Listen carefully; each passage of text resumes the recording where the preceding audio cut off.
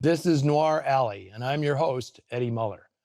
Today's offering comes from late in the noir era. It's City of Fear, released in 1959. An escaped convict plans to start a new life by selling what he thinks is $1 million cache of heroin.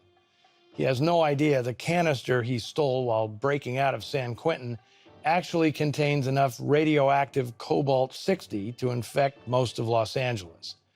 It's casually mentioned by the cops that the synthetic radioactive isotope was in the prison because the government was experimenting on inmates. That would have been the main plot if the film was made 20 years later. Here, it's just a bit of tossed-off expository information. Crime thrillers of the 1940s, especially those we call noir, typically involved small-scale mayhem. Spouses knocking off each other, heists gone haywire, that sort of thing.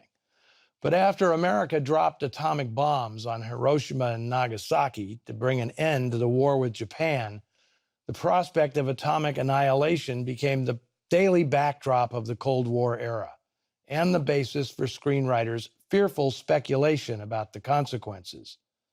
A wave of sci-fi movies had radioactive fallout, creating gigantic monsters out of reptiles and insects who exacted nature's revenge by leveling dozens of miniature cities. But radioactivity played a role in crime films as well. DOA, Atomic City, Split Second, and Kiss Me Deadly were all films that hinged on people being exposed to a new destructive power they can't comprehend. City of Fear is a textbook example of a 50s-era movie grafting the threat of atomic annihilation onto a rudimentary crime plot. What if the fugitive trying to escape into a new life, a staple character in crime movies, stole chemical weapons instead of cash or jewels? It's also an example of how you make a disaster movie with virtually no budget. You make a potential disaster movie in which the authorities marshal a manhunt that consists of about 8 people trying to track down the dim-witted con before he pries open the lethal canister. Despite its incredibly low budget, this terse thriller from obscure Orbit Productions managed to enlist contributions from some major talents. A merry band of pranksters who in the late 1950s pooled their talents to gain a foothold in the business. The producer, Leon Chuluk, was primarily a unit production manager who'd worked on a few other atomic-era classics, like It Came From Beneath the Sea and Creature with the Atomic Brain. The previous year, he produced Murder by Contract, which also starred Vince Edwards and was directed by jack-of-all-trades Irving Lerner, who also helms this one. The script, probably written over a weekend, is by actor Stephen Rich, who also plays Dr. Wallace, a chemical radiation specialist brought in by the police.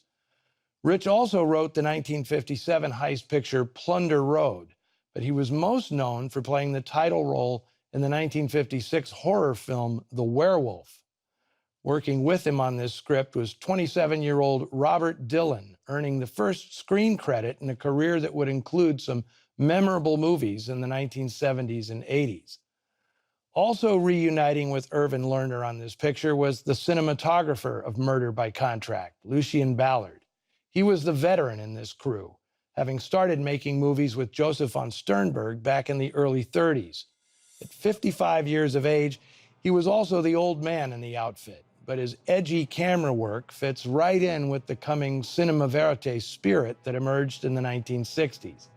Intercut with stagey and set-bound scenes of police work are jumpy and nervous passages shot on the streets of LA, cutting-edge filmmaking for the time. Perhaps the biggest talent involved in City of Fear is its composer. This is the second film score by Jerry Goldsmith, a protege of the great Miklos Rozsa, who over the following 45 years would become one of the most respected composers in the business. His score is brash and propulsive, helping camouflage the poverty of the production. And you can hear some of the unique instrumentation and musical motifs that would become Goldsmith trademarks, including some ideas he'd call up 15 years later in arguably his greatest work, the score for the 1974 classic Chinatown. This is Vince Edwards' fourth appearance in Noir Alley, with all the films made between 1955 and 59, when Edwards launched his career playing hip and surly villains in pictures like Night Holds Terror and The Killing. Amazingly, only 2 years after this, Edwards would be one of the biggest stars on TV, portraying heroic big city surgeon Ben Casey. Co-starring with him are Hollywood veterans Lyle Talbot, John Archer, and photogenic newcomer Patricia Blair, who, like Edwards, would soon find her greatest success on television. From 1959, here is City of Fear.